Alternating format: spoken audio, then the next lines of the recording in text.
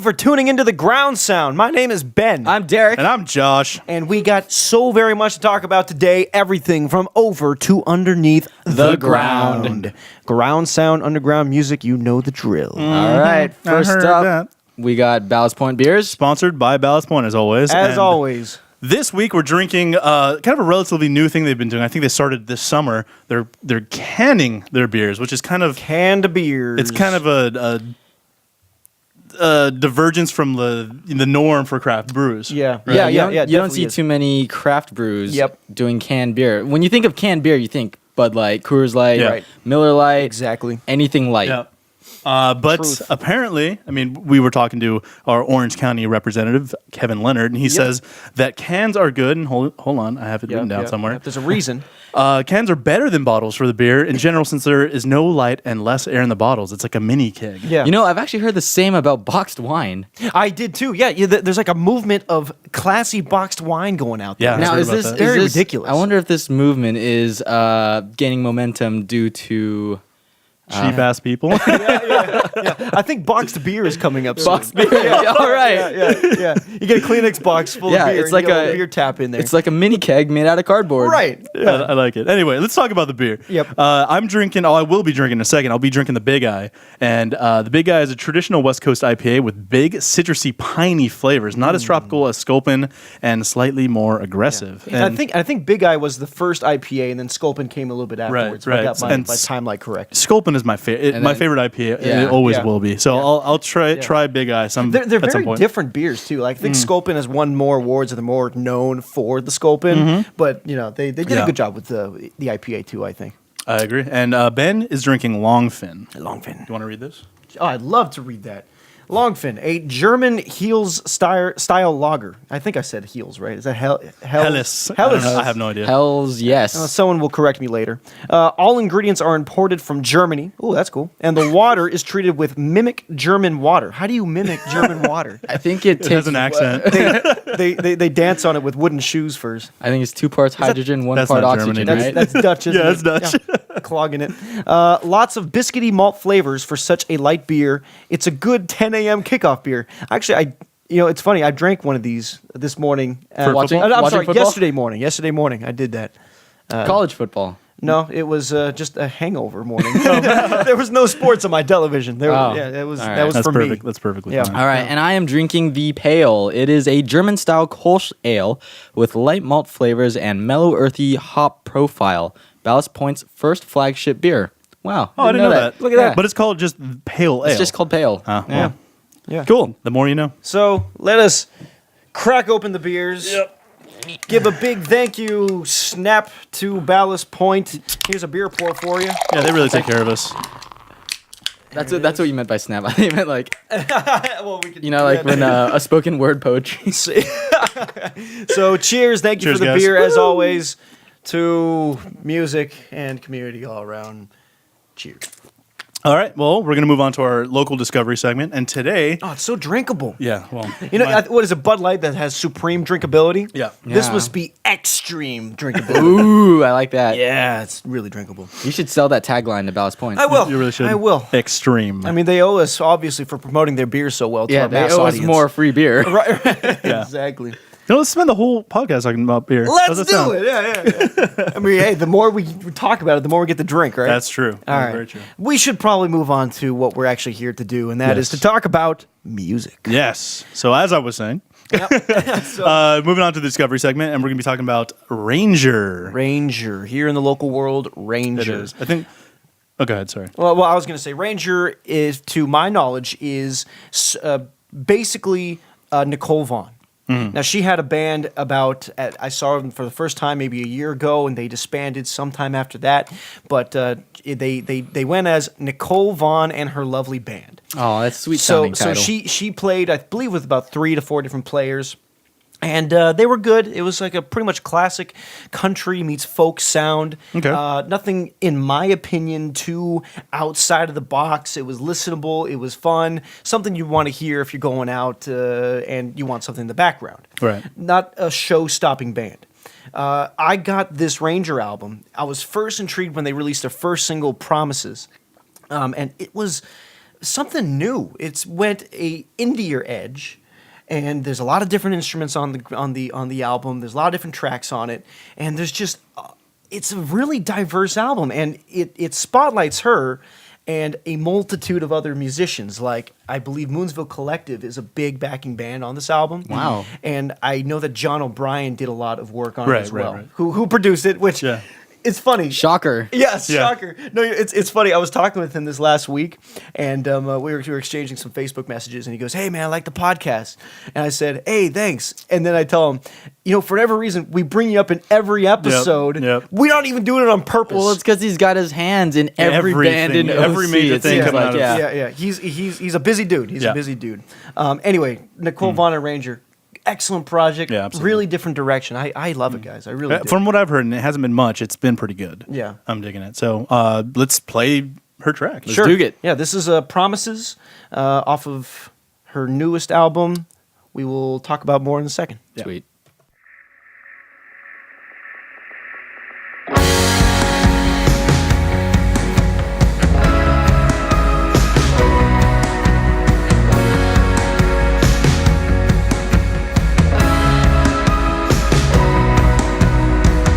I miss a lot of things that you don't know.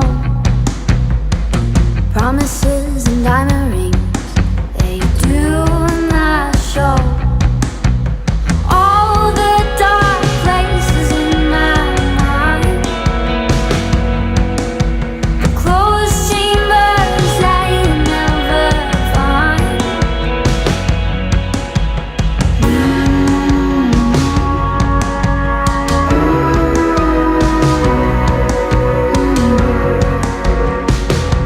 And here's to hope when I don't talk in my sleep.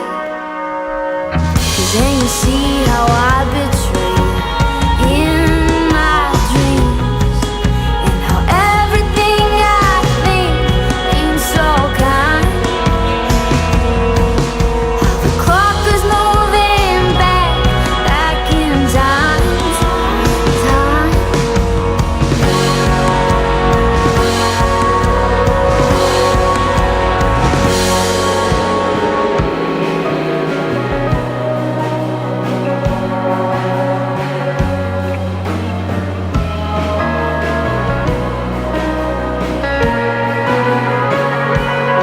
I've been hiding here for so long,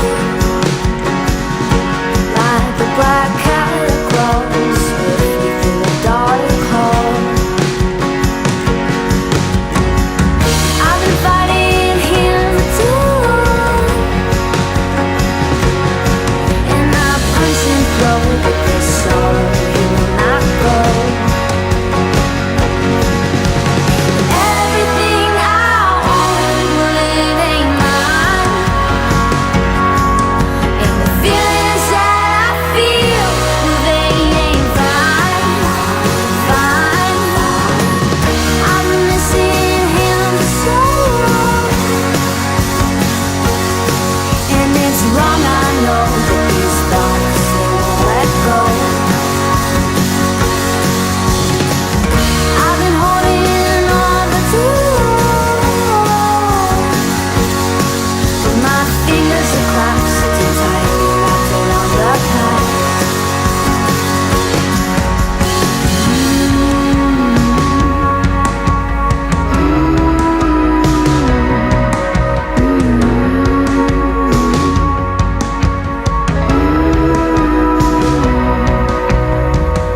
I miss a lot of things that you don't know. Promises and diamond rings, they do not show.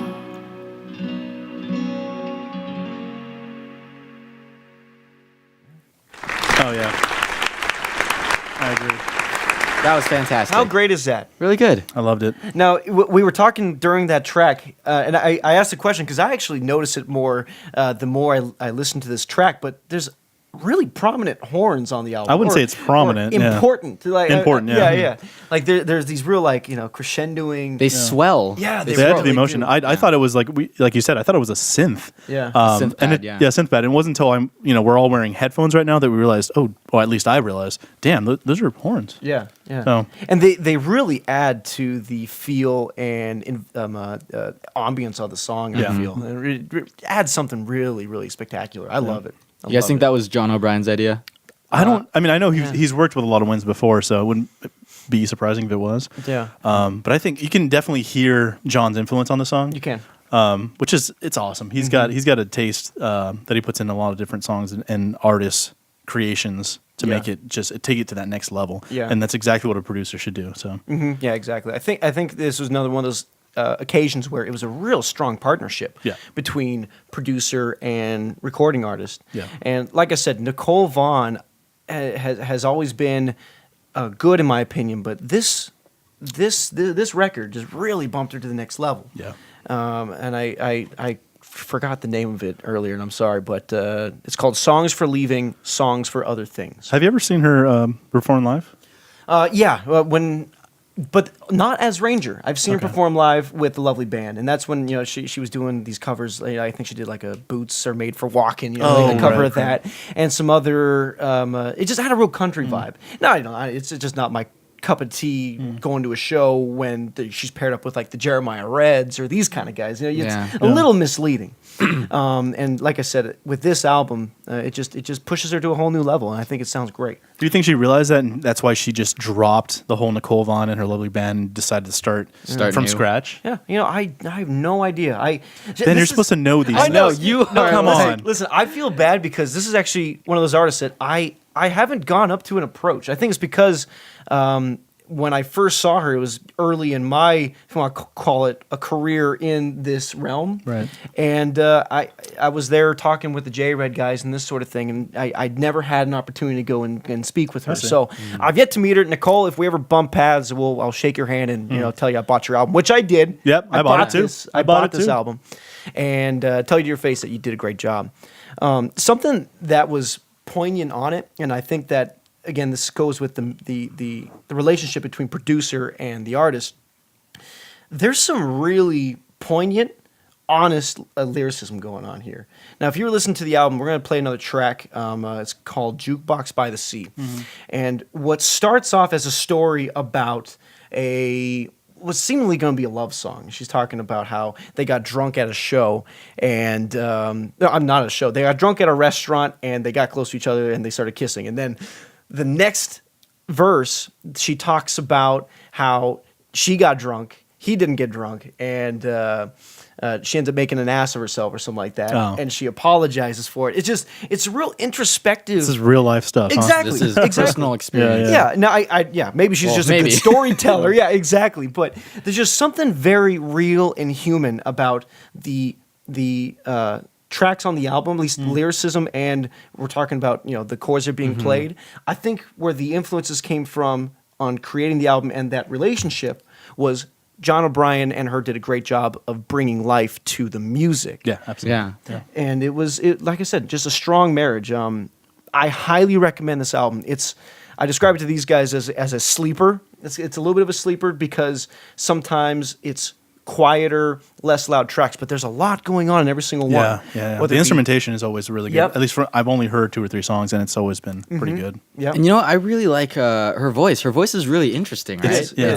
It's like light and airy. It's like a but soothing- warm. Yeah, exactly. It's really And she cool. sounds like she's super young too, and I know that's not the case. I know she's maybe our age or older. Yeah, now. that's- she sounds yeah, like she's young. I'm It's a very like, for lack of a better word, cute sounding voice, right? Yeah, it is. It reminds me of either Tegan or Sarah, whoever's got the higher pitched voice, but kind of whoever did that song with Against Me, Oh, right. Born right. on the FM Yeah, waves. yeah. I know Kinda, exactly. It kind of reminds me in that kind of realm of, I can of get that. vocals. Yeah. Really great stuff. Like I mentioned, Moonsville Collective was highly featured on this album. You typically, when you're hearing other acoustic instruments and backing male harmonies, that's typically them. And there's a whole myriad of different groups who came out on this. And it's one of those collaborative efforts that I don't know how and who she would be playing with if she were to do it live.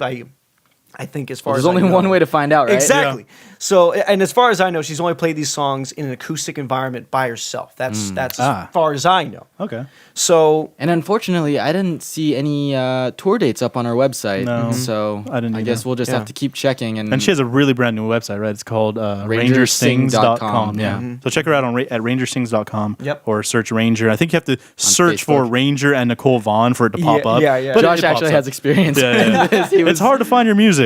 yeah, exactly. No, we big fan of it. Congratulations on a good album. Great collaborative effort. I'd like to go on and play the next clip. Yeah, go for it. All right. This is a clip from that track I was talking about called Jukebox by the Sea.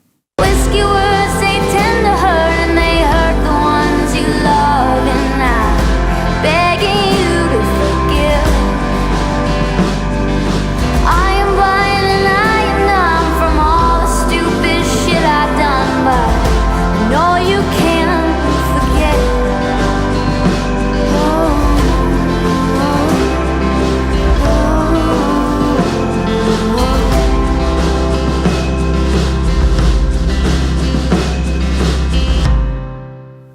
All right, yeah. Excellent stuff. That song is a journey. It really is, and that's its highest point right there, and it's not that large. If you just tune in right now, when we did. So Yeah. It was tough to choose a clip of that song to play. 'Cause Yeah, it's, Yeah, like, and, like you said, it's up and down. check it out.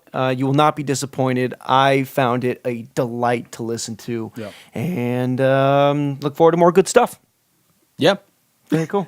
All right, let's move on to non-regional discovery. Yay! I'm so excited to talk about these This guys. would be a great time to use our drum roll sound. Oh, yeah, We've okay. never used it. We recorded it okay. the first time when we were Okay. recording our jingles. And we're going to use it because this is like one of Ben's favorite I love these bands. guys so much. I love them. All right, so Here we today go. we're talking about the Veils. Woohoo! What a Wait, who? lame drum roll. I know. It was kind of anticlimactic. Yeah, Sorry, guys. it was. But the Veils. The band is called the Veils. This has to be my favorite discovery of all time. I don't know why or how I stumbled onto them, but Hey, Ben, where are they from? they're from. Well, there was some debate on this earlier. I thought they were from New Zealand or Finland. The lead singer's name is Finn Andrews, so maybe that just stuck in my Finn, head. huh? Yeah, his name is Finn. So maybe that's what happened. But they are from London. That's what Wikipedia says, and we all know. Wikipedia and Google say Wikipedia London. is the only way to get information, right? It really is nowadays. I mean, I don't know where else to go. Right. Well, in any case, I found these guys, I'd say maybe 4 or 5 years ago, is when we first started listening to them.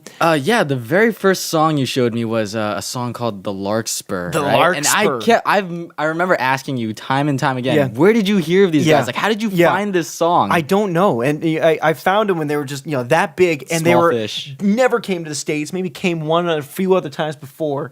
And it's just, Larkspur, that song is just out there. It's like It's you're- crazy. yeah, It's kind of scary, actually. It is. It's one of these like you experience it for yourself, and it's unbelievable. But what we're going to be playing here is a Yeah. little bit more on the listenable side of what they do. But there's like folk in there. I hear blues. If this is our 5th episode, if you haven't gotten it to yet, we're big rock fans, so it's not. Yep. It's no wonder we're doing dance around that area. We will expand. Yeah, we will. We will, but We're not expert. Expert. Excuse me. In any other genre, hardly. So if we were to play rap, I Right. wouldn't be able. I don't to, know how to qualified I am critique to- it or be Yeah, exactly. in any form. So we might bring on some guest reviewers and stuff onto the show and see if That's they true. can help us Oh, out. that's with a that. good idea. That's true. Anyway, come back into the Veils. They play as a 3-4, I believe a 4-piece. Finn, lead singer, and he does lead and rhythm. Another guitarist who does mainly lead accents. A girl bassist who's very good, and a drummer. And recently on their tours, they just released an album. They didn't release anything for about 3 years, and they've been touring the States. I say been, this is a while ago, with a 3-piece horn section. Huh. And it something that they added after the fact that the most recent album really showcases the horn section, but they've been adding it to their old stuff, and it is just so much bigger and fuller. You lucky son of a gun! You I got know. to see them. I got to live. see That's them great. live. Like after 5 years of knowing about them and just digging their music, they finally came to the States this year. Actually, I wanted to go see them at L.A. and unbelievable show. It was just way too good. Finn Andrews has like this real growly, sometimes high pitched, very low pained pitched. voice. Yeah, exactly. He just seems. I don't know. The range of emotion in his voice is It's huge. absurd. It's Yeah. huge. Yeah. It's just very, very strong. I think to better explain it, I'm going to play a track. We'll have to play them. Yeah. This Are they is going to be coming out back to California anytime? What's the tour days look like? I'll have to check on that. All right, cool. Yeah, we'll check on that. This is off of the album that is probably my favorite that they do, called Nux Vomica. 2 words, exactly what it sounds. This is called Not Yet.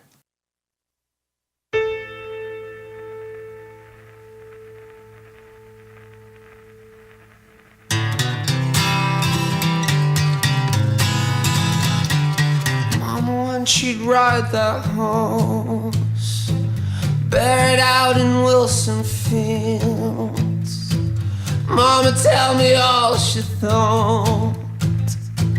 Mama, tell me all how riding feels. And I thought, not yet.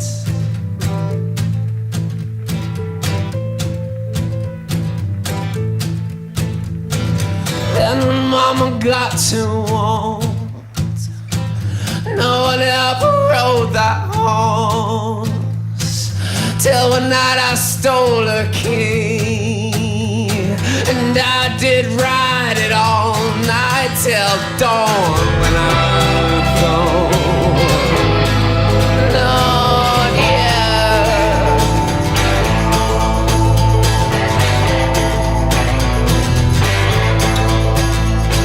It looks an ugly world out there, of girl guides and disease and war. I love my little velvet bed. I never wanna leave it anymore. At least not yet.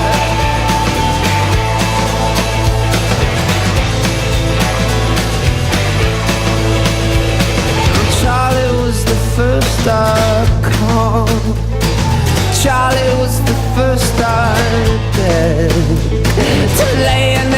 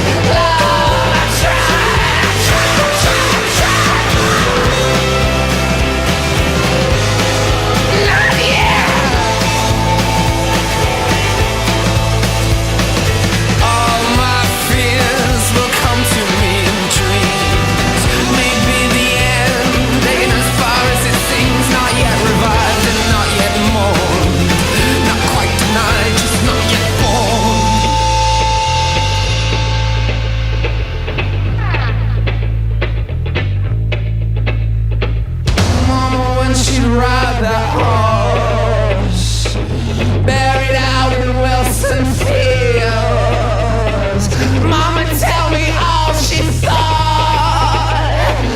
Mama, tell me all how bad it feels. And I thought,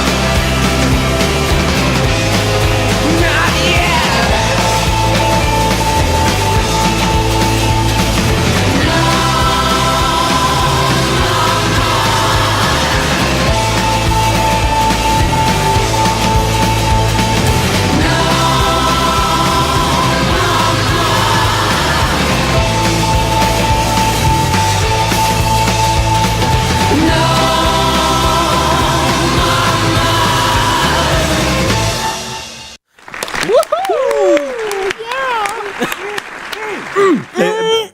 Hey Ben, was that good? So good. It's so good. It was amazing. Yeah, that's a fantastic song. I mean, man. how do you describe that to somebody? You know, it's like dreamy and yet really aggressive. You're like One word.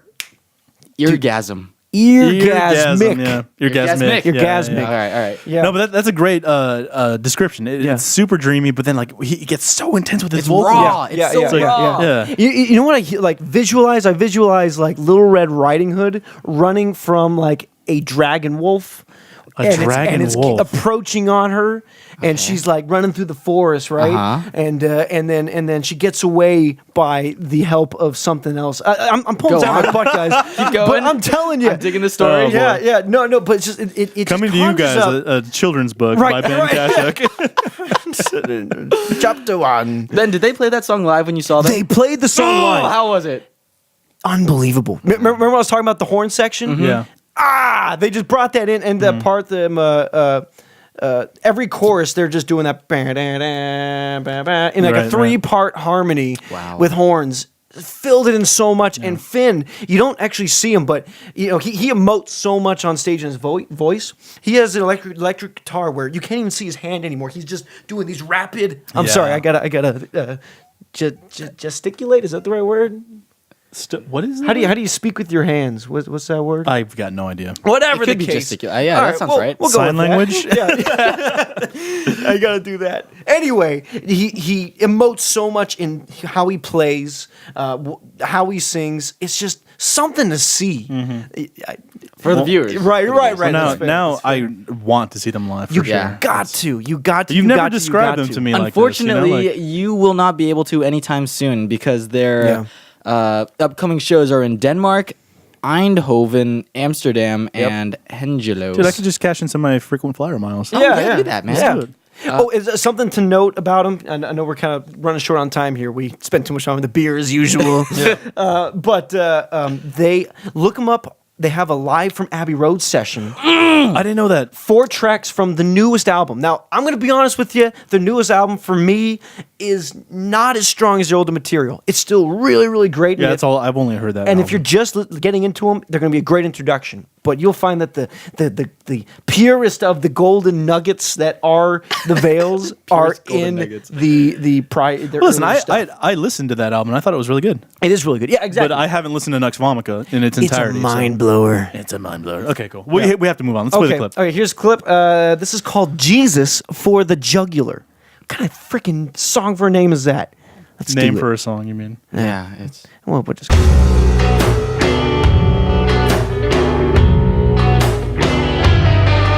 How'd you preach the word if you don't know how to read? Where they hold your soul once you sign the deed? Would the sun still rise if there was no one around? Would the fox be as quick if he had in his hand? Yeah. Boy. That was good stuff. Yeah. That was just a belch of greatness. That's what that was. That's what that was. Oh my God. So great. People, check out all their records. Check them out. Buy their music because they're not going to be coming to the States anytime soon. That was good stuff. Yeah, but really, if you get the opportunity for when they come back, because I believe they will. They made 2 tours this year, people. 2 tours. You don't make 2 tours of the States, not being in the States, if you're not having some success. So look for them, check them out, buy their stuff. They're unbelievable. Let's move on. All right. Yeah. All right. So now we are on to a segment called Book Club. Book Club. Everybody, book club party, book club, everybody, book club day and night. Book club's really tight. Tight. All right, guys. For this week's book club, we did the new AFI album titled Burials. Oh man. You know what? I'll take the starting. you go. Please, I'll start first. Please do. I didn't like it at all. Well, I'll take that back. Not at all, but there was a lot of AFI, or not a whole lot of AFI on this record. True. There were maybe 2 or 3 songs. I'm like, oh yeah. These are kind of AFI songs. Preach. But for the most part, I felt like this is an experimental piece that would have been more suited towards maybe like a side project. It felt like, they do have Davey Havok, the lead singer, and Jade, the guitarist, do have a side project titled Black Audio. And for me, this album sounded like a Black Audio album with the AFI band members. Interesting. So without knowing that, I described that. Yeah, that was actually spot you on. go. That was That's spot pretty on. amazing. It's pretty amazing. To me, the album, had a few highlights. Some of my favorites were The Sinking Night, A Deep Slow Panic, and 17 Crimes. But 17 Crimes, yeah. I mean, for the most part, it was a subpar album in my opinion. It was really underwhelming for me. Yeah. You know, I know you're a big AFI fan. I am, yeah. I'm not as big of an AFI fan, but what I liked a lot. And that was what's the Black album? Is that Sing the Sorrow. Sing the Sorrow. That's a great album. I love it, and that was my gateway into them. Kind of a strange gateway because they had that was punkier roots. Well, that was in my opinion their best album. Yeah. So, but it you know how I'm always talking about, or not always. I've used the term in the show before. Dad rock. They were walking a fine line. See, I don't know if they were dad rock, because because No, they were I on the don't know if I agree with that. I fine think that the way I described it was don't know. more accurate. Just I'm on Josh's I don't want to team. toot my own I'm horn on or If I Josh's can anything, speak but for myself. I just think that it was it. Listen, It sounded experimental, and for that reason, Yeah. I think it shouldn't have been an AFI album. But like I said, there were a couple, maybe 3 songs that sounded like that, and I dug those songs, man. But I'm coming from a background where my only AFI song that I'm familiar with is Murder, or what is it? Miss Murder. Miss Murder, yeah. See, that shouldn't I be the know. only song. But I've never listened to a record. I'm familiar with them Yeah. only through K Rock. I want to ask our AFI expert. Do you think Davey Havok was true to himself on this album? Do you think he was acting in his own? I don't know. accord? See, I've listened to interviews that he's done talking about the album, and I mean, like he's stated in several interviews that he was going through some crazy stuff, and when you're talking about honesty, it differs between lyricist to lyricist to lyricist. Sure, sure. It's like maybe we can't relate to the lyrics he's talking about. Sure. But maybe that's how he just views the world. And Right. the reason why I call Davey Havok a honest lyricist is because he's been consistent with that style of writing. Okay. And so I just chalk it up to that's how he perceives the world. Yeah. Well, how about vocally though? That was to be honest probably my biggest issue with the album. Yeah. He was trying to growl when his flagship is hitting high notes. We're all one for reinvention and what have you, but on the 8th studio album, Something like that. Yeah, they've had a lot. I just feel that he was not being true to what he naturally does well, and maybe But trying to break that mold. I think Maybe that he might be a is. sign that not just Davey, but the band, because they're just they're trying to experiment, which is great, but I just don't think they pulled it off on this one. Yeah, I agree. I do agree. So we're not going to boo them. We're just going to say, listen, Meh. Try again. meh.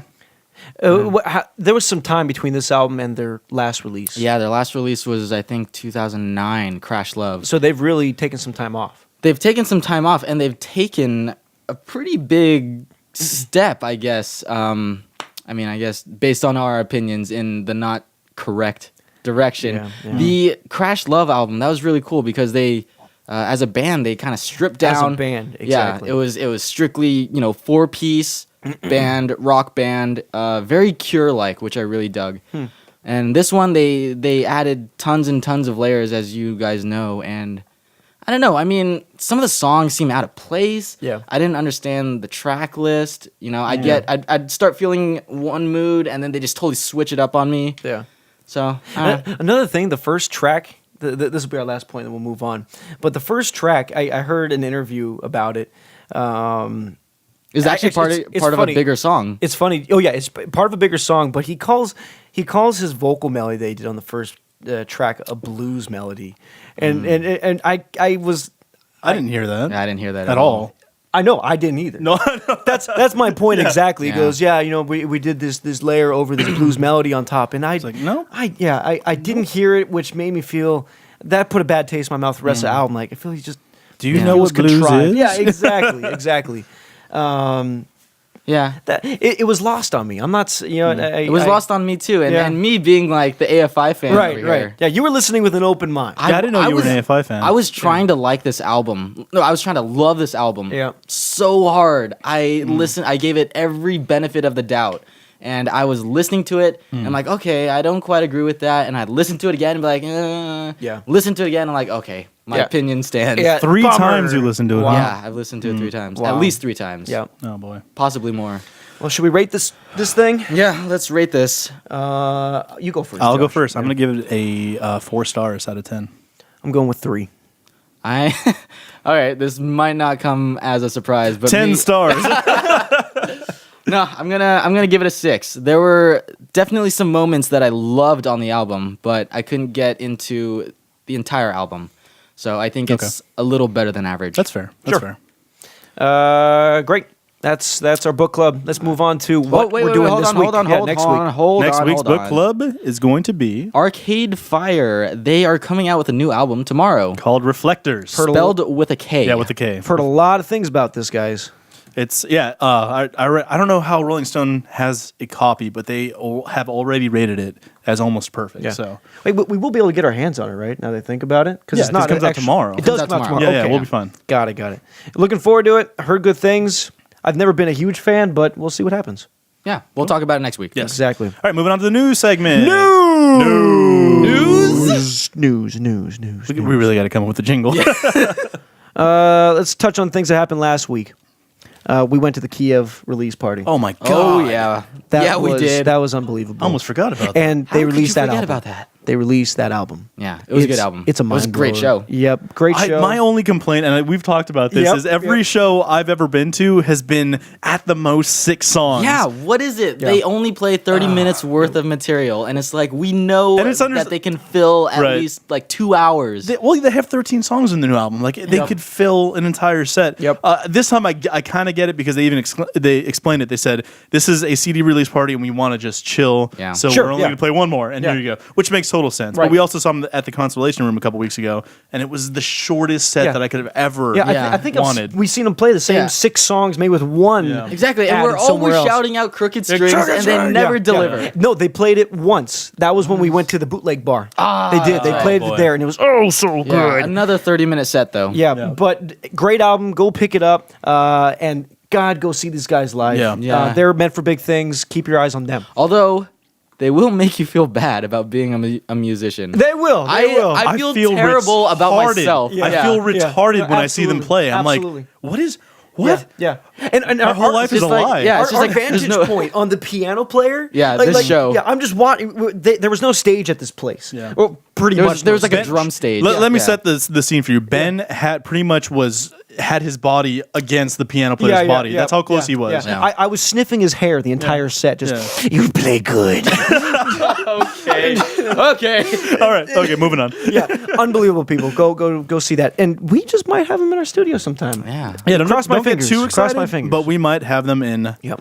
one of our podcasts, It'll or maybe be my their own birthday segment. wish. Yep. My birthday Yep. wish. Oh yeah, that's news. Derek's birthday's this weekend. Woo! Vegas, baby. Yeah. In so, December. So If wish him a only. happy birthday. Send him some love. He will. Or send them some beer, and then we'll drink it on the show. Hey, there it is. Or send me both. All right. What's the next bit of news? Just again recapping from last week. Alice Wallace has her release this weekend or on Tuesday, November 5th. November 5th at the Detroit Detroit bar. bar. Michael Roses is going to be there. Yeah. if he's listening to this, love to have him onto our show as well because he's a heck of a musician. Yeah, good man. Go see that show. It's going to be really good at the Detroit Bar. Manchester Orchestra is in the news. They are having their first U.S. tour in almost 2 years. My goodness, where have they been? They've played shows here or there, but no official tour. So that starts November 8th. Look at their Facebook and website for times, dates, and what have you. And they're coming up with a new album too. So I think that's what the tour is for. Excellent. We New got to album's get on us the some rise. tickets. Yep. Big fan of those guys. I've seen them live twice. Very, very good. Travel by Turtles is in the news as well. They have a new live DVD CD coming out called Live at First Avenue. Oh, that's so cool. Me, Ben, and were you there, Derek? I was not. It was Michael. It was Michael. We went and saw. Michael's another Unearth affiliate. Yep. He came with us, and we all saw Trampled by Turtles Yep. at the Constellation Room. Yep. And they were No, freaking. it was Observatory. It was the big stage. Oh, that's right. even. It was the big stage. stage. It was freaking unbelievable. Like take Mumford and Sons, Right. and just make it more, in my mind, exciting Yeah. and talented. Yeah, Yeah. that's the word I'm looking for. Talented. Yeah. No, this goes down as one of the best live shows I've ever seen. I tell people no, I that all totally the time. agree, yeah. It really was. It was powerful. It was musicianship. It was artistry. And you will never see a mosh pit at a freaking bluegrass show. There was a mosh pit at the bluegrass event. Stupid good. Go Yeah. see them. Moving on. Wait, before we move on, Okay. sticking with Trampled by Turtles, didn't you mention that the lead singer's in a metal band? He is in a metal band. No. Yeah, true story. No. True story. Bluegrass, metal, yeah. They should hybrid. Hey, no, I mean, to be honest with you, they have in a way bridged that gap. I call them like bluegrass metal, just because everybody in the band is just playing their freaking Yeah, fingernails that's true. to Yeah, the yeah. bone, man. It's unbelievable. Against Me, moving on here, have announced their album release for January 21st, 2014. Oh, yeah. Now we all know what happened. They've gone through a hiatus. They went through a hiatus because their lead singer Tom Gable went through a sex change. That's right. Yeah, transgender. Yeah, and she now goes by the name of Laura Jane Grace. Did I get that right? I think so, yeah. And a new album is entitled Transgender Dysphoria Blues. So there's a lot of controversy about, well, the voice changed because he was always this deep, growly, very Gravelly. But Yeah, you might imagine that she is on hormone treatment, right? She, yeah. You Is know what? she? I haven't been up to date. They made an announcement and reviewed her. Did a segment on her in Rolling Stone. I'm pointing at the magazine right there. Rolling Stone? Couple months back. It was, I think And- it was this and year. she did start? She was only on hormones, had not committed to the actual surgery. Okay. So, but she was on hormones. She was married. Still has a wife who's How cool as is far as that? I know. Again, things might have changed since I Yeah. read that article. But How cool is that, though? I mean, that person's got to love Yeah. you to death in order to stick Oh, with you with this absolutely. kind of That's thing, true love you know? right there. Yeah. Like, honestly, Absolutely. that's I will say this. I've seen a couple YouTube videos of her just playing an acoustic set. Still got the same great voice. Yeah, I So heard that. I'm hoping it doesn't change too much. I gotcha. Yep. Okay. All right. I'm sorry. I'm going to run through these next three. Oh, before we move on from Against Me, they are releasing this album. I didn't know this, under their own label. It's Awesome. called Total Trouble. So Cool. look that up. Really neat. That's cool. Moving on. I thought this was awesome. Green Day's Billy Joe Armstrong, lead singer, and Norah Jones are teaming up to make an album. That doesn't make sense. Well, it's a cover album, right? It is a cover album. They're making. How's that going to work? They're making old Americana songs. They're covering old Americana songs. I gotcha. It's called Foreverly, and what it was said, it was inspired. It is a collection of songs inspired by songs Our Daddy Taught Us, which is an album of traditional Americana songs reinterpreted by the Everly Brothers from 1958. That might be very I gotta good. check that out. I Yeah. really want to check that out. I listened to it, and Billy Joe doesn't sound like himself. Norah Jones, as always, sounds elegant and wonderful. I love Norah Jones, by I the way. love her too. She's so hot. And it's I'm pretty excited for it. Before I go on to a sad bit of news, we're going to go on to a great piece of news. No, this is a sad day for human beings. It is. Chad Kroeger and Avril Lavigne This is the sad news. made a song together, people. Not where I thought you were going. We'll go there next. But Chad Kroeger, you know who Chad Kroeger Yes. is? I do. He's in your favorite band. He's in your favorite band, Nickelback.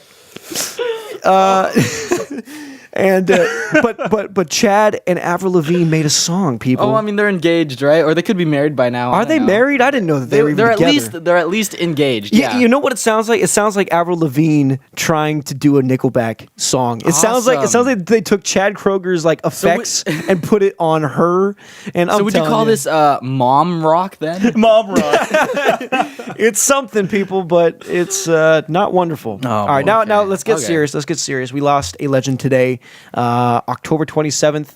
Lou Reed passed away at age 71. That is such a shame. Should we have a Legendary. moment of silence? We should also do a cheers. Cheers to a great man. Yeah, cheers, Lou, to You're in a better all you did place. for music. All right.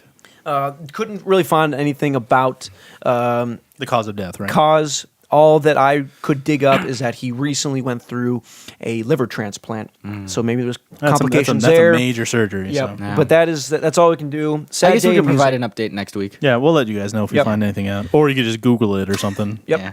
That's our news segment, people. All right, so now we're moving on to a segment we haven't heard for a couple weeks, and it's called Tech Time.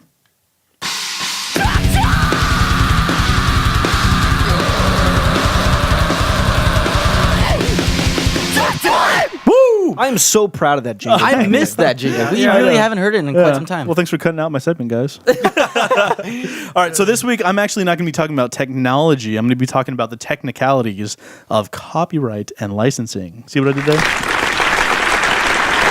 Because everything Thank else you. is boring. Thank you. I'm so excited to hear this. All right, so the reason that I'm going to be talking about copyright and licensing is that I read a story, and I don't remember where, but it was talking about a restaurant being sued or some sort of settlement going on between a restaurant and ASCAP. And if you're not familiar with ASCAP, they are a performance licensing organization, much like BMI. You pay them X amount of money to use a registered artist's piece of work. So what is surprising is that, and I didn't know this, restaurants are required, if you're, or not just restaurants, bars, or any sort of public service area, a train station, even a party, if you're throwing a party and you're playing music, technically you should purchase a license to play that music because it's being displayed or played publicly. What about if like restaurants are playing, a radio station or something like that? I don't know the rules for that. I really don't. But ASCAP has specifically put out a statement saying that, I'm reading this, specifically performance royalties are roughly about $2.45 per restaurant or per restaurant occupant per year of iPod or CD usage. So I don't think it covers radios because I think if you're playing the That's radio, kind of that's kind of public, like right? all Yeah. inclusive. Yeah, Interesting. Because radios have to deal with their own bit of umbrella Yeah. licensing and coverage and stuff like that. Wow, I can't believe that. Yeah, so but it's not that bad. If it's $2.45 per restaurant occupant per year, and you're a 200-seat restaurant, that's $500 a year. That's really not that bad. But here's where it gets crazy. There's a restaurant in Seattle called Ibiza or something that I guess they play often popular music, something you would hear on like out here on the West Coast, Southern California would be like Kiss FM, and they've been doing it for years, and they're getting sued for $30,000 Goodness. Wow. for back royalties and licensing. That blows my mind. See, this is like the ugliest side of the music industry, right? Because I Yeah. mean, when you break it down, music was meant to be enjoyed by people, Yeah. right? But the problem, and this is where it gets complicated because copywriting and digital music really don't go hand in hand. Why? Because digital music is a bunch of ones and zeros that can be perfectly replicated and shared indefinitely. Right. And that's the biggest problem. Is like if I download, and this is how pirating works. If I go out and buy a CD and I upload it or I host the files that's on that CD on a torrent, and what torrents do is they point to different people and different locations for the files, Yeah. then everybody all of a sudden has it. So in theory, if everybody pirated, then one copy would be sold because then everybody would Yeah. just pick Yeah. it off of that. Yeah, that makes and sense. that's what they're getting at. ASCAP and BMI, I think they're in the right on this because they're trying to protect their artists. Well, don't get me wrong, they're trying to get paid, but they're also trying to get their artists paid. So if you register your music with ASCAP or BMI, you're gonna get paid. But but isn't that assuming that the restaurant, obtained this music through illegal means? I mean, no, it has nothing to do with pirating. That whole thing is sharing the music with other people, so it is kind of like pirating. It's like, here, you get to listen to this for free. You get to listen to this for free. Right. But they have no right to do that in the eyes of ASCAP and BMI. Even if the CD was actually purchased by the restaurant, It doesn't matter. They're still in the wrong. When you buy a piece of media, it's for your eyes and your ears only. It's more or less a license for you to listen to it. Gotcha. And that's why Apple, with their proprietary codec, I think it's like MP4A or something, you have to sign in, and unless it's your computer and With your you're logged in, account, yeah. you can't listen to it. So it's the same idea. So we're going to go more into depth, and I think we have time for this. Maybe. I'll have to go through this quickly. I'm going to briefly talk about what copyrights are and why you should have them as an artist. So basically, the copyrights, and this is something that I found off of the U.S. Copyright License Office, or U.S. Copyright Office, is as soon as a piece of work exists in a tangible medium, then it's automatically copyrighted. Well then, Josh, why should you copyright something through the U.S. Copyright Office? Because if somebody rips you off, you need to be able to prove that you came up with it first. Yep. And that is the U.S. Copyright Office is the best way to do that. And there's also called poor man's copyright, where you can, and I've never heard this actually been presented in court, but you can mail yourself a registered mail with your CD or piece of media in it, and don't open it because that's dated, and that's a federal piece of what's the word I'm looking for? They actually say to not do that though, Yeah. because you could mail yourself. In theory, you could mail yourself an unopened letter that gets the date. And then just stick the CD, and then when you receive, when it gets stamped and you receive it, then you can stick the CD. Well, in the there and idea is seal that it. the whole thing should be sealed. Right. So, and I like I said, I've never heard of it actually working. So, like I said, songs are automatically copyrighted after it's in a tangible form.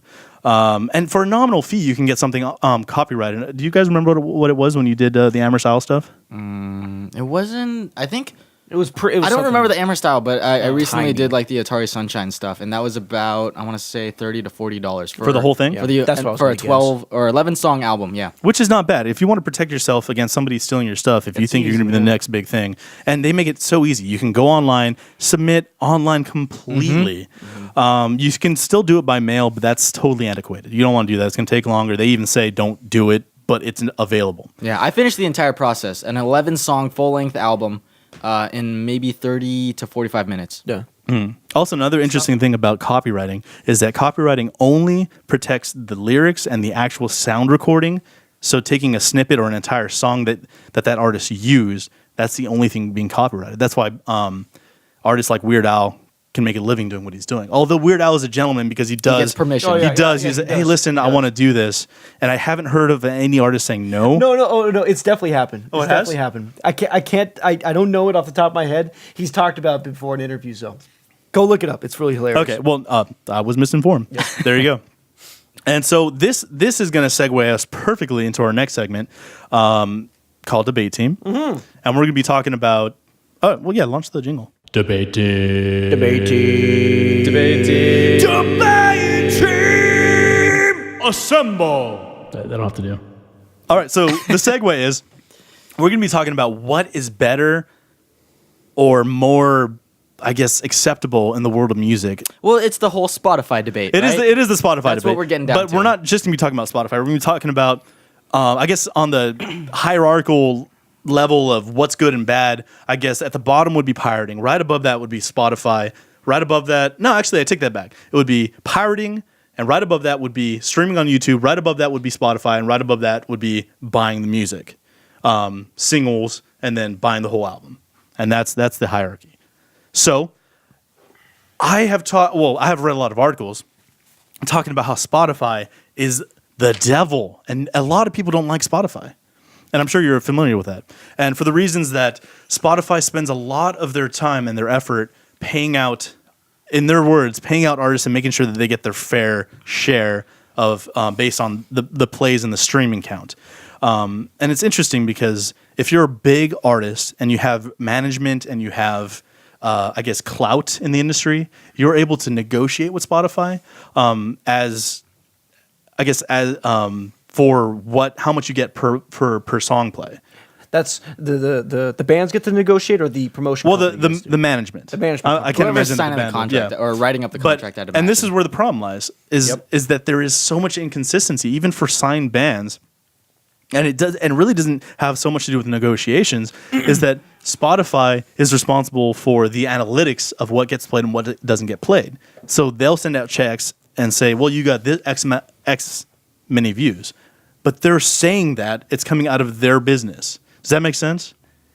Like they can you say repeat they can say that Lady Gaga got 1.4 million streams, Okay. but how do we check that? It's not like YouTube, and even YouTube has their own system of counting hits. Right. But how do we account for how many people actually Right. streamed it? So there could be faulty numbers. Yeah. Rigging. So are They could be fixing the books, is what you're saying. They could. That's exactly what I'm saying. They could be fixing the books, and I'm not saying they are. And if you go to Spotify.com and go to About Us, they go through and they spend their time outlining everything that they could possibly be accused of, I suppose, negatively. So they kind of disprove those rumors. But that can't be the case, because even people who haven't negotiated for X amount of money for X amount of plays. There's a huge disparity between payouts. Like, for example, there was one artist that had 1,100 hits or streams and got like $1,000 or something, and Lady Gaga had like 1.4 million hits and got less than that. And that seems odd to me. And that's not the only case that happens. And so that is I'm kind of being the artist advocate and saying that Spotify either needs to shape up and do something that makes sense and that's fair, and that because since we're in the age of digital consumption of media, that they have to adjust to that, because artists aren't selling so many physical albums or vinyl or anything like they used to in the old day. It's very hard to account for everything. And if Spotify is just throwing out plays to everybody and not paying the artists accordingly, then music as we know it is going to deteriorate into nothing. No one's going to get paid. And that's my argument against Spotify. I obviously have a strong feeling about pirating. I don't think it's okay, but I know people that they pirate music as kind of like a means to decide whether or not they want to buy the music, and they'll buy the music. I don't know if they actually do that, but that is one argument for pirating. Let's hear the pro side. Yeah, I have to completely disagree with you on this subject matter. I think Spotify is a great thing, not only for the consumer, but for the artist as well. And let me tell you why. You're saying that a lot of these artists are upset that they may not be getting their fair dues or reimbursed properly. Their royalties, right? Yeah, yeah. exactly. So let me ask you this: without Spotify, without consumers having a somewhat free access to music, don't you think that they would, pirate the music instead of actually going out to? Okay, what do you think seems more likely? That without Spotify, they would actually go out and purchase the albums, or that they would just go back to what music was back in the early 2000s, and just have everyone pirating music? Well, up until recently, there was always you either pirate it or you buy it. And now we have this middle ground of Spotify. But then, even more recently, there's been this creation of a different sort of attitude of artists that is as simple as, hey, listen, here's the music for free. Give me what you think it's worth. And I think that right there, pay what you will, pay what you think it's worth, is the future of music. And that's why I think Spotify should be a no-go. And again, I'm playing the artist advocate because I believe it or not, I use Spotify. But I think the future of music is headed in the direction, if we hope to maintain any sort of profitability, or even to give the artists enough to live on, this whole try my music and then give me what you think it's worth is going to be the way of the future. Well, see, I don't think that the artists make their living off of their selling records, right? It's the record companies that profit from the sales. The artists make their living off of the shows and off of attracting fans to come out and see them, right? You would think that, but a lot of artists are going the way of independent records or labels. Sorry, they have their own record labels. The days of big record labels are are dwindling. Okay, well, let me ask you quickly. this: which artists are upset about not getting reimbursed properly through Spotify? Right? I mean, I've read articles. It's Tom York of Radiohead. Yeah. It's Lady Gaga. It's Metallica. It's all these big name artists who are used to how things used to be, where selling platinum albums, getting reimbursed for that. I mean, I think that era of music is over. You're not gonna see those record sales anymore because of services like Spotify. But that's not to say you can't make a living off of music. Well, listen, I don't think that it's so much that Metallica and Radiohead are the only people that have the problem with it. Is that they have the most clout towards media, or at least people that care about what they have to say. That they're the only people getting the media, or I guess the attention. Right. Okay. Well, let me say this. As I was in an indie rock band, unsigned, very underground type stuff. Spotify is one of the few music catalogs you will find where you can find bands like mine along with major label bands, and you can have people stumble across your stuff through the use of Spotify's service. Now, without Spotify, you are not going to see another catalog where you can simply click, Metallica, and then so and so's band. You're not going to see that. And you're going to have to know the band ahead of time. Have you ever gotten any money off of Spotify? No, but I don't think that's the point. I think What do you think, the person who stumbled on it should pay you for what they heard, or do you think it's okay that they just stumbled onto it? I think they should pay for a ticket to see me live. That's what I would hope for as being a band.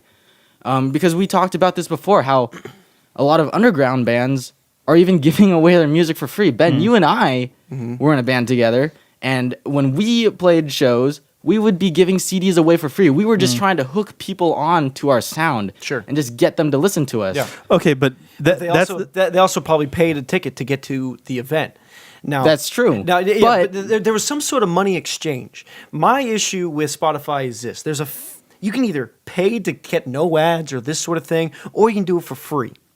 Now, the reason I asked you, did you get any money for your plays? That's just meaning that, well, isn't the system sort of flawed if someone has stumbled onto you before and you haven't gotten paid before?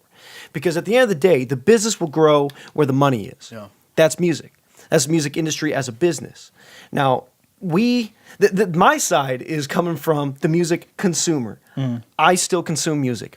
Not on a free level. I'm the guy who's still going to iTunes. I'm the idiot still around buying albums. Well, but if every music consumer had that mentality, Ben, Right. then The music industry would be booming. huge. Exactly, It would be bigger than exactly. film. Now- It would be bigger than medical. Yeah, no, Maybe not, but- absolutely. Now there are those who say, Ben, you need to freaking get with the times, and I'm. But too I old-fashioned. disagree. No. I disagree. I think you have the best mindset out of anyone. You are an honest gentleman, and you're Not a lot of listen- people are willing to Yeah. buy an album. Well, I want to explain why I buy the album.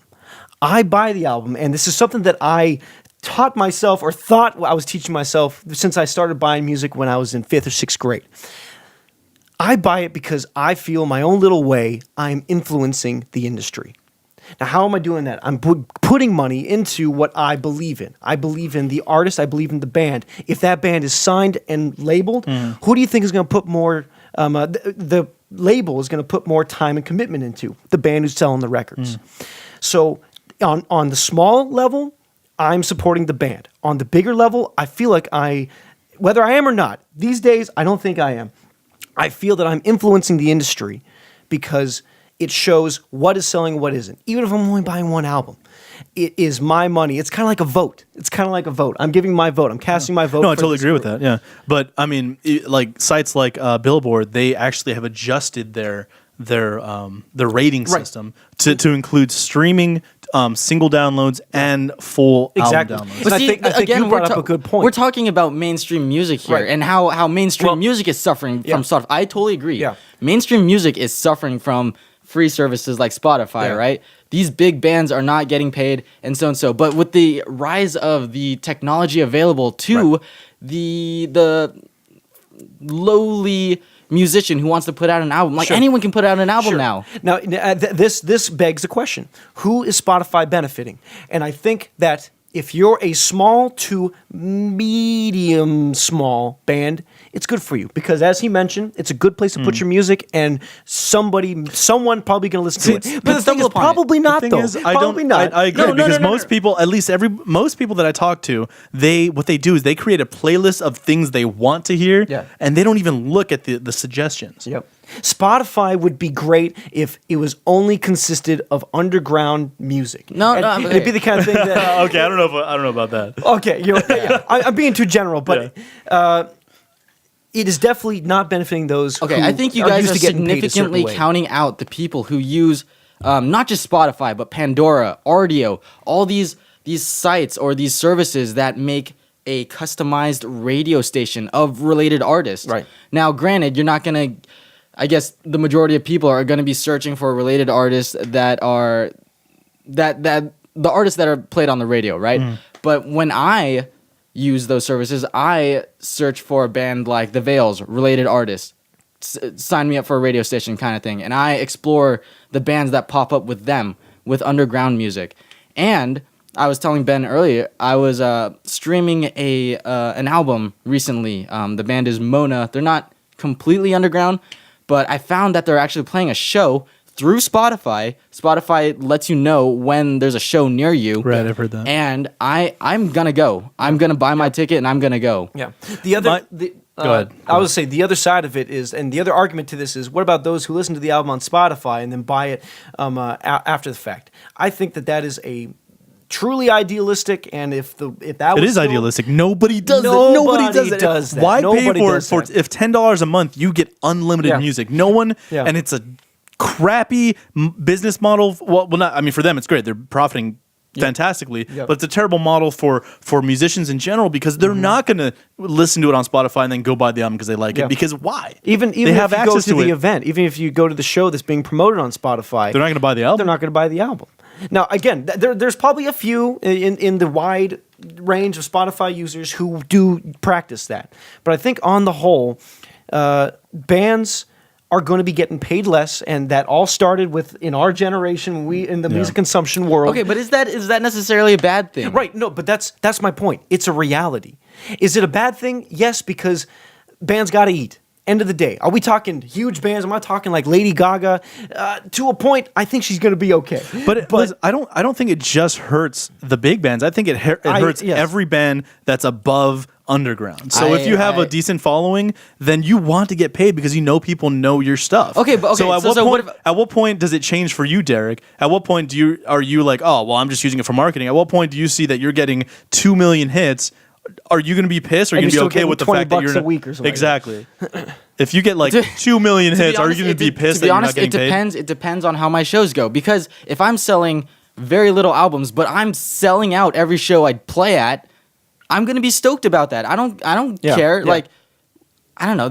And that could just be me, and that could just be me having the music experience that I have had. Right. There's and if we're talking artist side, there's that where, you know what, I don't care how much money I get paid. I just want to go and play and do this as an artist. Right, because at the end of the day, I feel like when music is motivated by money, that's when you're getting into this mainstream stuff that we always complain about. Yeah, absolutely. Well, listen, I think music will always be motivated by money because the fact of the matter is it costs money to do anything with music. Yep. Yeah, but it's costing significantly less nowadays with the technology available to... So you're saying because music costs less to make, that you should be making less as an artist? No, I'm not saying that. I'm just saying that you can't expect platinum albums anymore. I think the age of selling, millions of albums is definitely over. Well, that's obviously not true because there's plenty of people doing platinum. I think it's on its way out. I think it's on its way out. And they'll probably gauge it differently. Yeah. Yeah. I want to talk more, but I know we've hit our wow, limit. we're at 70 minutes. Yeah. So like that. listen, guys, if you have any thoughts or anecdotes or anything to say about our debate segment, we clearly are going to probably kill each other after we hit the stop button. Seriously. But let us know if you agree with Right. us, if you don't agree with us, if we haven't brought up something that's really pertinent to the argument or the conversation, let us know. And as always, you can reach us at podcast@unearthmusichub.com or comment in the comment section below if you're watching us, or comment on our website. If you go to www.unearthmusichub.com, click on the podcast link tab, and there's a comment section there. We received a very nice compliment the other day. We did, yeah. Someone called us the architects of our time or No, something. archaeologists. We are the archaeologists of underground music. I think Yeah. architect might be a little too strong. Yeah, right well, there. that implies in time. education. We are the architects of underground music. We built we built this. it from the ground up. Yeah, but we thank you. There was no name attached to it. We do this because we love it, and we are enjoying that you're enjoying it. I think that's how it says. And as always, if you love the bands we showed today, please buy their albums. Ranger was the first band, and we'll be posting the link. Veils in was the second. Or and Veils was the Spotify, second. right? Or, Because it's so good. or Okay, Spotify. you can Spotify them. if Just you want to go make sure, if you want to make sure they're not getting any money, go ahead and Spotify them. Yeah, but okay, go see their shows, because oftentimes, as we've discovered on doing this podcast, the live shows have been incredible. They've They been have a been. step That's true. above the album. Yeah, it's true. So if you really want to support your bands, go see them live. Go see 'em because live. they'll really appreciate seeing faces in the crowd. That's true. That's also true. Go see them live and buy their album in person. Yeah, do both. Do both. Yep. You can reach us on Facebook. We are at the Unearthed Music Hub. 3 words. Look us up. Check us out. We're posting stuff on there all week, including things that you'll see in the news segment before we do this podcast. Oh, and before we leave, the reason that this Strymon guitar pedal is sitting here is because we're going to start doing.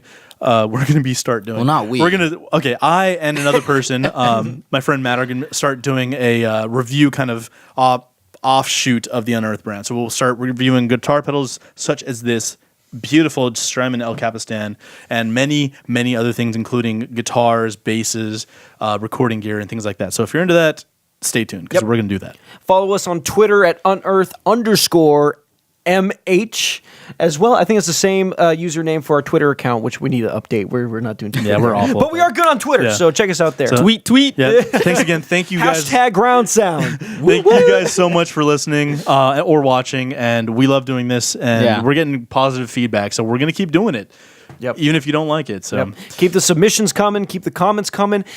Please rate us on iTunes. do something. Always subscribe on iTunes. Yeah, subscribe and rate us on iTunes. If you like what we're doing, guys, that'll really go a long way. Yeah, it really seems like will. the majority of our audience is watching us, though, so it's true. Yeah, it's true. So like our YouTube video, if you will, please. Yep.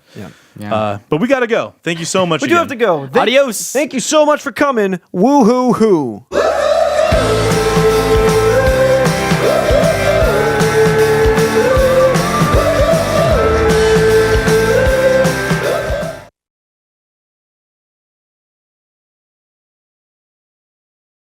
Oh, the fox beats quick if he had in his There's a lot of people.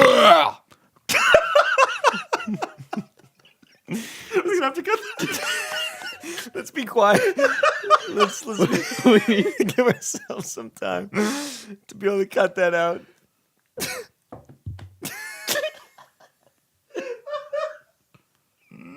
The loudest point. I totally forgot that was on the clip.